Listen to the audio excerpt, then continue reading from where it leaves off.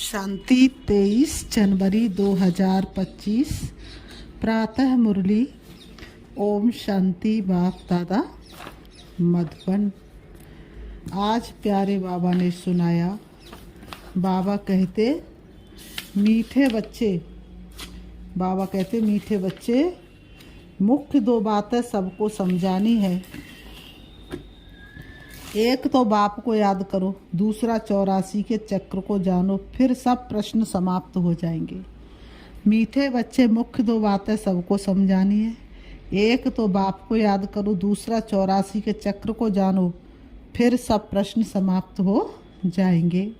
आज की मुरली से बाबा ने प्रश्न किया, बाप की महिमा में कौन से शब्द आते हैं जो श्री कृष्ण की महिमा में नहीं? बाप की महिमा में कौन से शब्द आते हैं जो श्री कृष्ण की महिमा में नहीं? आज की मुरली से प्रश्न बाबा ने किया, बाप की महिमा में कौन से शब्द आते हैं जो श्री कृष्ण की महिमा में नहीं?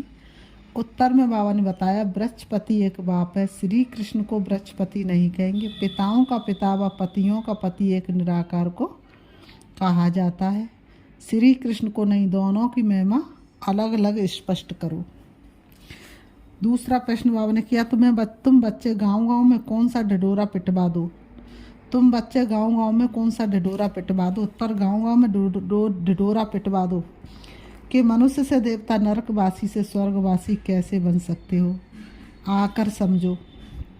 स्थापना विनाश कैसे होता है, आकर समझो। आज की मुरली से बाबा ने गीत बजाया, तुम ही हो माता पिता, तुम ही हो बंधु सखा, तुम ही ओम शांति। इस गीत के पिछाड़ी की जो लाइन आती है, तुम ही हो नैया तुम ही के भैया, ये रोंग है। जैसे आप ही पूज आप ही पुजारी कहते हैं, ये भी वैसे हो जाता है। ज्ञान की चमक वाले जो होंगे वह झट गीत को बंद कर देंगे, क्योंकि बाप की इंसल्ट हो जाती है। अभी तुम बच्चों को तो नॉलेज मिली है, दूसरे मनुष्यों को ये नॉलेज होती नहीं। तुमको भी अभी ही मिलती है, फिर कभी होती ही नहीं। गीता के भगवान की नॉलेज पुरुषोत्तम बनने की मिलती है, इतना समझते हैं, परंतु कब मिलती है, कैसे मिलती है, भूल गए हैं। गीता है ही धर्म स्थापना का शास्त्र, और कोई शास्त्र धर्म स्थापना अर्थ नहीं होते हैं। शास्त्र अक्षर भी भारत में ही काम आता है। सर्व शास्त्रमय शिरोमणि है ही गीता, बाकी वह सब धर्म तो है ही पीछे आने वाले, उनको शिरोमणि नहीं कहेंगे। बच्चे जानते हैं वृक्षपति एक ही बाप है, वह हमारा बाप है। पति भी है तो सबका पिता भी है, उनको पतियों का पति पिताओं का पिता कहा जाता है। ये महिमा एक निराकार की गाई जाती है। श्री कृष्ण की और निराकार बाप के महिमा की भेंट की जाती है। श्री कृष्ण तो है ही नई दुनिया का प्रिंस, वह फिर पुरानी दुनिया में संगम युग पर राजयोग कैसे सिखलाएंगे? अब बच्चे समझते हैं, हमको भगवान पढ़ा रहे हैं, तुम पढ़कर ये देवी देवता बनते हो, पीछे फिर ये ज्ञान चलता नहीं, प्रायः लोप हो जाता है। बाकी आटे में लून यानी चित्र जाकर बचते हैं। वास्तव में कोई का चित्र यथार्थ तो है नहीं। पहले पहले बाप का परिचय मिल जाएगा तो तुम कहेंगे ये तो भगवान समझाते हैं, वह तो स्वतः ही बताएंगे। तुम प्रश्न क्या पूछेंगे? पहले बाप को तो जानो। बाप आत्मा उसको कहते हैं। मुझे याद करो। शिव बाबा किसको कहते हैं? आत्माओं को, कि हे मेरे प्यारे बच्चे मुझे याद करो। बाबा ने कहा बस मुझे याद करो, बस दो बातें याद कर लो। बाप कहते मुझे याद करो और 84 के चक्र को याद करो, बस ये दो मुख्य बातें ही समझानी है। बाप कहते हैं तुम अपने जन्मों को नहीं जानते हो, ब्राह्मण बच्चों को ही कहते हैं, और तो कोई समझ भी ना सके। बाबा कहते प्रदर्शनी में देखो कितनी भीड़ लग जाती है, समझते हैं इतने मनुष्य जाते तो ज़रूर कुछ देखने की चीज़ है। घुस पड़ते हैं, एक को देख करके एक घुस पड़ते हैं, एक एक को बैठ समझाए तो क्या हो जाए, एक एक आत्मा को बैठ करके समझाए तो क्या हो जाए, मुख दुख थक जाए। बाबा ने कहा तब क्या करना है? एक एक को समझाए तो मुख ही दुख जाए, तो फिर क्या करना है? बाबा ने कहा करना चाहिए प्रदर्शनी मास भर चलती रहे। तो बाबा ने कहा प्रदर्शनी मास भर चलती रहे। आज भीड़ है कल परसों आना, सो भी जिसको पढ़ाई की चाहना है अथवा मनुष्य से देवता बनना चाहते हैं उनको समझाना है। एक ही लक्ष्मी नारायण का चित्र अथवा बैज दिखलाना चाहिए। बाप द्वारा ये विष्णुपुरी का मालिक बन सकते हैं। अभी भीड़ है सेंटर पर आना। बाबा ने कहा इस तरह से निमंत्रण देना चाहिए। एड्रेस तो लिखी हुई है, बाकी ऐसे ही कह देंगे ये स्वर्ग है ये नरक है। बाबा ने कहा इससे मनुष्य क्या समझेंगे, टाइम वेस्ट हो जाता है। ऐसे तो पहचान भी नहीं सकते ये बड़ा आदमी है, साहूकार है या गरीब है। आजकल ड्रेस आदि ऐसी पहनते जो कोई भी समझ ना सके। बाबा ने कहा सबकी पैरवास एक जैसी हो गई, भले ही कुछ ना हो लेकिन पहनेंगे ऐसे समझ नहीं सकते ये गरीब है या साहूकार है। पहले पहले तो बाप का परिचय देना। बाप स्वर्ग की स्थापना करने वाला है, अब ये बनना है। एम ऑब्जेक्ट खड़ी है। बाप कहते हैं ऊंचे तो ऊंच मैं हूँ, मुझे याद करो। ये वशीकरण मंत्र है, बाप को याद करो। तो बाबा ने कहा ये कर्मेंद्रियों को बस में करने का मंत्र है। बाप कहते मामे कम याद करो तो तुम्हारे विक्रम विनाश होंगे और विष्णुपुरी में आ जाएंगे। इतना तो ज़रूर समझना चाहिए, इतना तो ज़रूर समझाना चाहिए। 8-10 रोज़ प्रदर्शनी को रखना चाहिए। तुम गांव-गांव में डडोरा पिटवा दो कि मनुष्य से देवता, नरकवासी से स्वर्गवासी कैसे बन सकते हो। आकर समझो स्थापना विनाश कैसे होता है, आकर समझो। योग के मार्ग पर हम बुलाते तुम्हें, आओ बहनों बनो राजयोग। युक्तियाँ बहुत हैं, तुम बच्चे जानते हो सतयुग और कलयुग में रात दिन का फर्क है। ब्रह्मा का दिन और ब्रह्मा की रात कहा जाता है। ब्रह्मा का दिन सो विष्णु का, विष्णु का सो ब्रह्मा का। बात एक ही है। ब्रह्मा के भी 84 जन्म, विष्णु के भी 84 जन्म। सिर्फ इस लीप जन्म का फर्क पड़ जाता है। बाबा कहते हैं ये बातें बुद्धि में बिठानी होती है, ये सारी बातें बुद्धि में बिठानी होती है यथार्थ रीति से। और जिसकी बुद्धि में बैठ जाए वह पुरुषार्थ किए बिना रह नहीं सकता। धारणा नहीं होगी तो क्या होगा, किसको समझा कैसे सकेंगे। खुद की धारणा ना होगी तो दूसरों को कैसे समझा सकेंगे। यह समझाना तो बहुत सहज है। सिर्फ लक्ष्मी नारायण के चित्र के आगे ही ये पॉइंट्स सुनाओ। बाप द्वारा ये पद पाना है। नरक का विनाश सामने खड़ा है, वो लोग तो अपनी मानव मत ही सुनाएंगे। यहाँ तो है ईश्वरी मत जो हम आत्माओं को ईश्वर से मिली है। निराकार आत्माओं को निराकार परमात्मा की मत मिलती है। बाबा कहते बाकी सब है मानव मत, रात दिन का फर्क है ना। सन्यासी उदासी याद कोई भी तो दे ना सके। ईश्वरी मत एक ही बार मिलती है। जब ईश्वर आते तो उनकी मत से हम ये बनते हैं। वह आते ही है देवी देवता धर्म की स्थापना करने। जीत लिया दिल बाबा तूने प्यार हमें करके, अपना बनाया बाबा दुलार हमें करके। ये भी पॉइंट्स धारण करनी चाहिए जो समय पर काम आए। मुख्य बात थोड़े में ही समझाई तो भी काफ़ी है। एक लक्ष्मी नारायण के चित्र पर समझाना भी काफ़ी है। ये है एम ऑब्जेक्ट का चित्र। भगवान ने ये नई दुनिया रची है। भगवान ने ही पुरुषोत्तम संगम युग पर इन्हों को पढ़ाया था। इस पुरुषोत्तम युग का किसको पता नहीं है। तो बच्चों को ये सब बातें सुनकर क्या होना चाहिए, कितना खुश होना चाहिए। खुश हो के गा रहा है अब ये जहान सारा। सुनकर फिर सुनाने में और ही खुशी होती है। सर्विस करने वालों को ही ब्राह्मण, सर्विस करने वाले को ही ब्राह्मण कहेंगे। तुम्हारे कच्छ बगल में सच्ची गीता है। ब्राह्मणों में भी नंबरवार होते हैं ना। कोई ब्राह्मण तो बहुत नामी ग्रामी होते हैं, बहुत कमाई करते। कोई को तो खाने के लिए भी मुश्किल मिलेगा। कोई ब्राह्मण तो लखपति होते हैं। बड़ी खुशी से नशे से कहते हैं हम ब्राह्मण कुल के हैं। अपने ब्राह्मण कुल का बहुत नशा रहता है। सच्चे सच्चे ब्राह्मण कुल का तो पता ही नहीं है। उन्हें तो उस कुक वंशावली ब्राह्मण पने का ही कितना नशा, सच्चे ब्राह्मण पने का तो उनको पता ही नहीं। ब्राह्मण उत्तम माने जाते हैं तब तो ब्राह्मणों को खिलाते हैं। किसको खिलाते? ब्राह्मणों को। देवता क्षत्रिय व वैश्य शूद्र धर्म वालों को कभी नहीं खिलाएंगे। किसको खिलाएंगे? ब्राह्मणों को। भले ही देवताओं के और क्षत्रिय वैश्य शूद्रों के कर्म एक जैसे हैं, लेकिन कैसी रिवाज बन गई है जो खिलाए बिना रह नहीं सकते। तो बाबा ने कहा ब्राह्मणों को ही खिलाते हैं। इसलिए बाबा कहते हैं तुम ब्राह्मणों को अच्छी रीति समझाओ। ब्राह्मणों का भी संगठन होता है। बाबा कहते उसकी जांच कर चले जाना चाहिए। ब्राह्मणों का जहाँ संगठन होता है तो बाबा ने कहा उसकी जांच करके उनके पास समझाने के लिए चले जाना चाहिए। ब्राह्मण तो प्रजापिता ब्रह्मा की संतान होने चाहिए। हम उनकी संतान हैं। ब्रह्मा किसका बच्चा हुआ है भी समझाना चाहिए, जांच करनी चाहिए कि कहाँ कहाँ।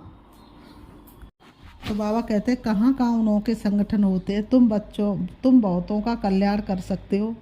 वानप्रस्थ स्त्रियों को भी सभाएं होती हैं। बाबा को कोई समाचार थोड़े ही देते हैं कि हम कहाँ कहाँ गए। सारा जंगल भरा हुआ है। तुम जहाँ जाओ शिकार कराएंगे, प्रजा बनाकर आएंगे, राजा भी बना सकते हो। सर्विस तो ढेर है। शाम को 5 बजे छुट्टी मिलती है। लिस्ट में नोट कर देना चाहिए। आज यहाँ जाना है। बाबा युक्तियाँ तो बहुत बताते हैं। बाप बच्चों से ही बात करते हैं।